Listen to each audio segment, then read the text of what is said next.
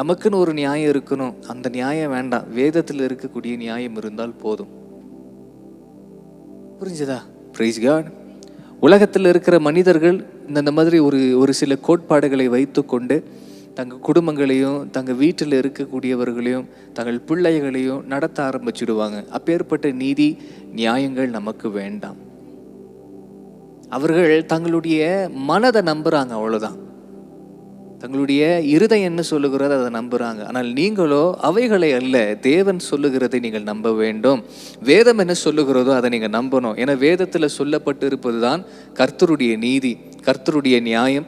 அதையே நீங்கள் கீழ்ப்படிய வேண்டும். உங்களுடைய நியாயத்தோடு கூட அடுத்த வருஷத்திற்கு போகாதீங்க. ஒரு பிரச்சனை வரும் பொழுது உங்கள் நியாயத்தை நம்ம பேச வேண்டாம். உங்களுக்கு என்ன தோணுது அதை பேச வேண்டாம்.